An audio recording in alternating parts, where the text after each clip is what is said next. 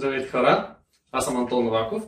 Днес в това видео ще ви покажа монтаж на индукционен плот, на котлони по-точно. Ето ги, вече са купени. Това е лентата, с която ще го изолираме от плота. Тук има описание. Ето го и плота. Нека да го извадя. Ето го. Един от малкото бели, които се предлагат на пазара.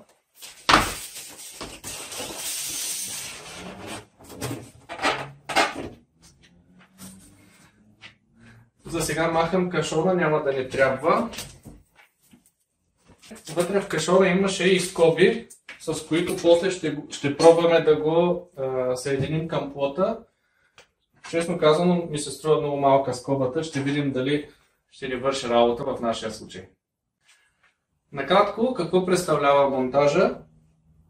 Трябва ето тази лента, тя е навита на руло, трябва тази лента да я залепим по ъгъла над котлона, на плота по-точно. Ето тук по външния му ръб. След като я залепим, ще сложим котлона върху плота и отдолу трябва да го хванем с тези скоби. Преди да започна да лепя каквото и да е, първо ще пробвам плота, тъй като вече отворя е изрязан от монтажистите на самата кухня. Както виждате, тук е доста дебело. Причината е, че ние имаме плот. Това е нормален термоустойчив плот, но под него има и това е тавана на шкафчето и се получава една доста голяма височина. Така че предполагам нашите скоби няма да ни свършат работа. След като поставим плота, ще импровизираме по някакъв начин да го захванем за плота. Сега като начало първо ще го наложа да видим дали паса на отвора, който вече е изрязан. Ето го плота. Махам стиропора. Важно е кабела да мине първо в отвора.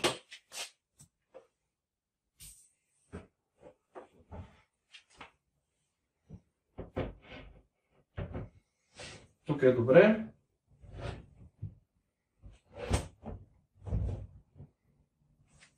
Да, идеално е. Вече се уверихме, че отвора е добър. Сега ще го извадя. Отварям вратичката, за да мога да го повдигна нагоре. Идеята ми е първо да го фиксирам и после вече да свързваме електрическата му част. Като за начало трябва да почистим ъглите на долната част на котлона, по-скоро на плота, който ще слагаме. Понеже и двете са плот, на това му казвам котлон, а другото да го кръстим плот. Почистваме хубаво краищата, за да може да залепне хубаво лентата и тук също, където ще прилепне котлона за термоплота, също трябва да е хубаво почистено, да няма парченца, стърготинки, силикон или каквото и да е там друго. В случая е чисто и сега можем да залепим лентата. Идеята на тази лента е термоплота и котлоните да имат някаква лека изолация, за да не ляга този материал, да има някакво омекотяване и да не влизат боклуци вътре. Сега отлепям лента. Ще започна където ми е най-лесно. Надявам се лентата да ми стигне. Лепя по края.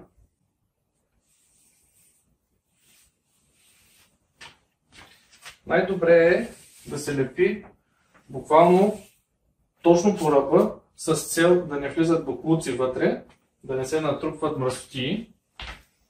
Сега ще ви покажа от тази страна, повече ще си личи.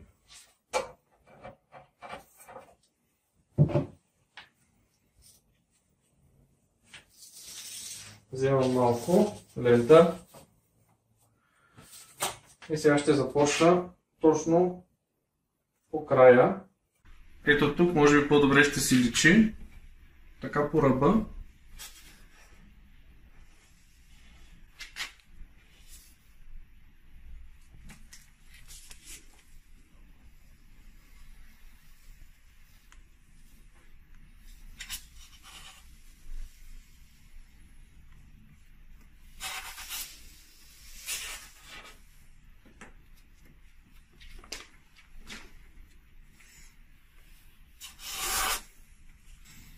Повтаряме същото и в другите две посоки.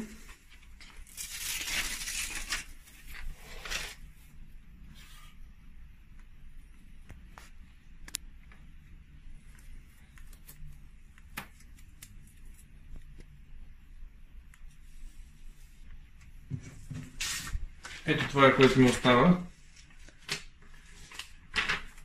Ако някъде не съм се справил добре, имам право на втори опит.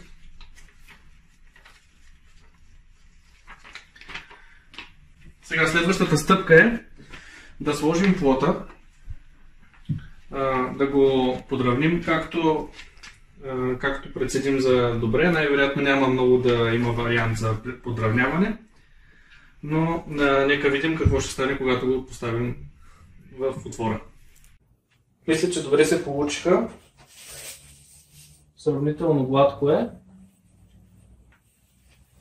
и сравнително добре по ръба. Сега го обръщам в отвора.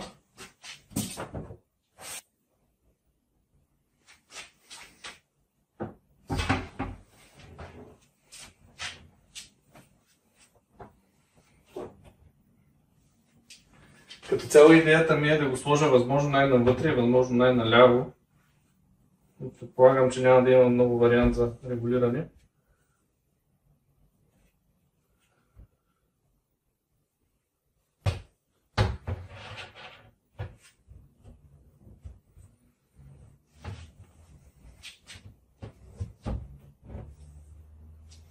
Може би нещо такова.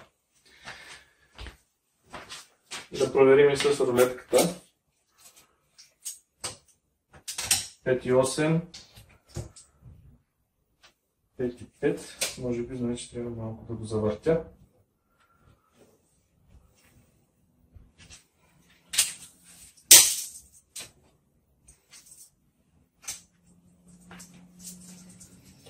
Така изглежда добре. Все пак ще го измеря от всякъде с цел да бъде в правилната позиция. Тук може би трябва да влезе малко по-надолу.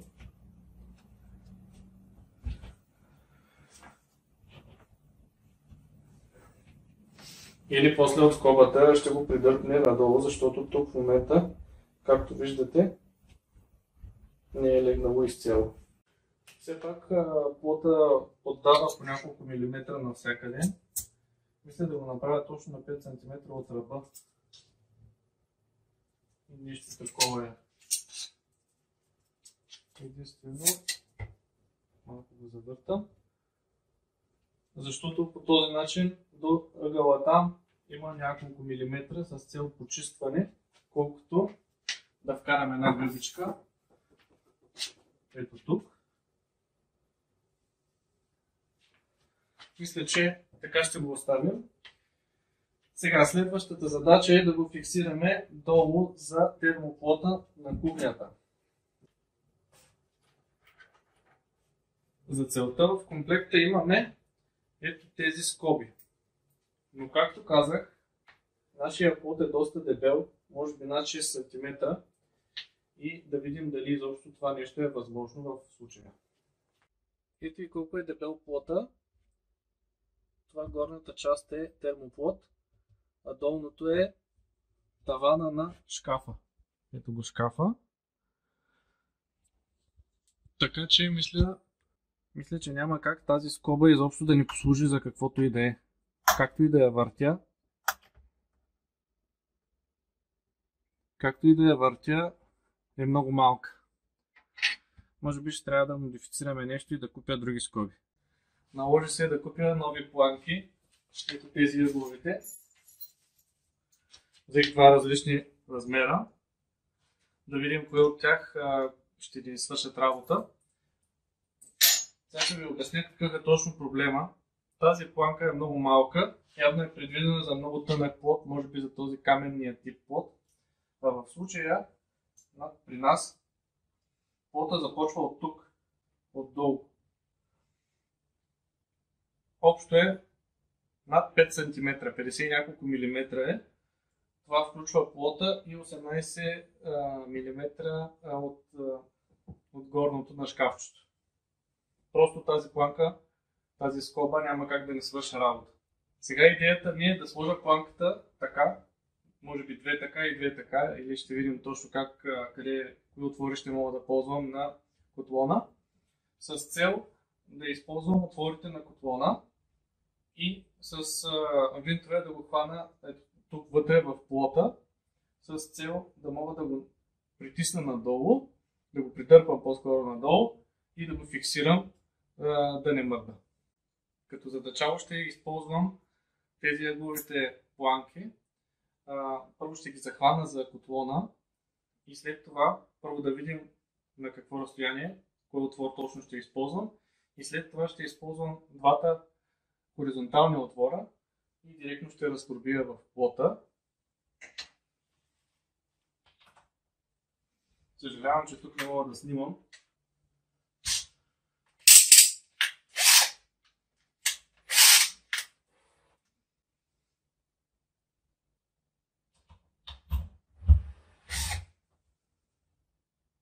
За сега слагам на 4 места, за да използвам всички отвори, до които имам лесен достъп.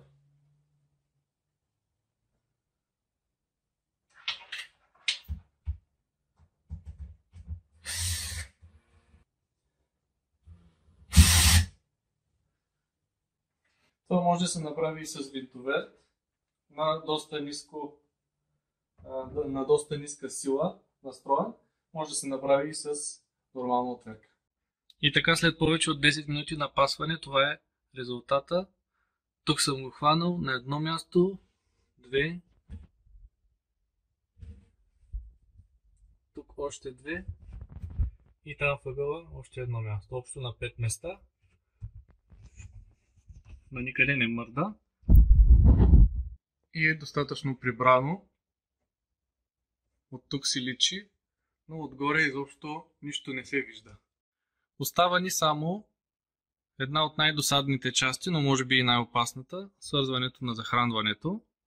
Просто се свързва кафяво с кафяво, синьо с синьо и земя с земя. Както знаете, първото нещо при работа с напрежение е да изключим напрежението. В случая трябва да изключа кухня и вече мога да отивам да работя спокойно. Ето, че и свързването е готово. Фаза, нула и земя. Ето така изглежда едно нормално свързване. Да не стърчи, да не се виждат оголени проводници. Но за всеки случай, понеже е в кухня, ще го увия с изолационна лента. Ето такава самовулканизираща се лента. Това е като гума.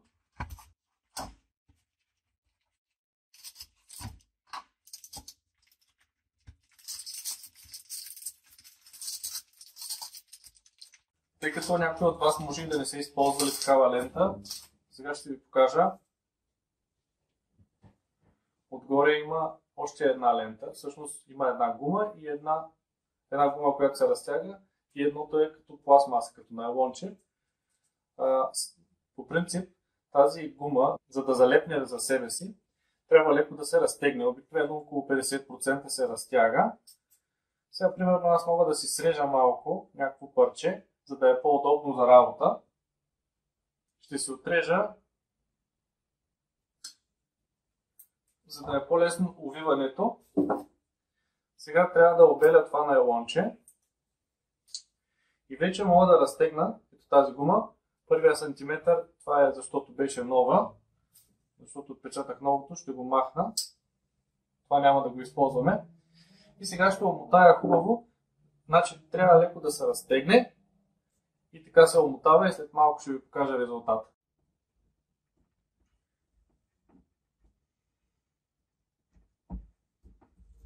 Първо изолирам фазата, защото това е най-опасното.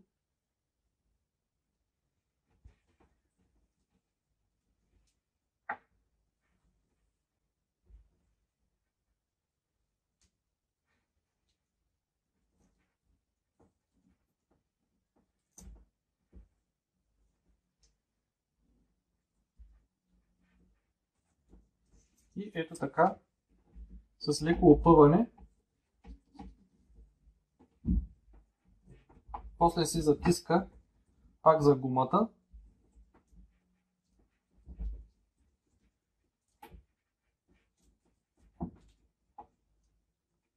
Нещо такова.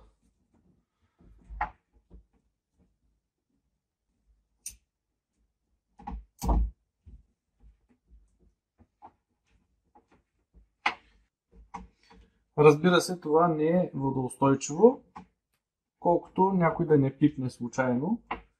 Остава, ще му сложа и такива скобички, такива планки, да го хвана, за да не пречи и кабела на шкафа. Ето така фиксирах и кабела. Това е захранването на котлона. Така че отивам да вдигам предпазителя и да пробваме. Вече мога да вдигна предпазителя. Включвам напрежението. Нека видим какво се случва оттатък. Ето, че вече е готово. Инсталирахме най-накрая котлона. Отне ни повече време, отколкото очаквах. Сега ще го изпробваме и с новите тигани и тенджери, които си взехме. Ето тук. Мисля, че успях да го пусна. Да, ето така. Значи работи, дори като вдигнах предпазителя се включи вентилаторчето му. Не сме чели все още описанието, това предстои. Мисля, че е достатъчно за днес. Приключваме с видеото. Ако ви е било полезно, може да ударите един лайк и да го споделите с някой друг, на който мислите, че също ще му помогне. Това беше от мен, Антон Новаков. Чао, до скоро!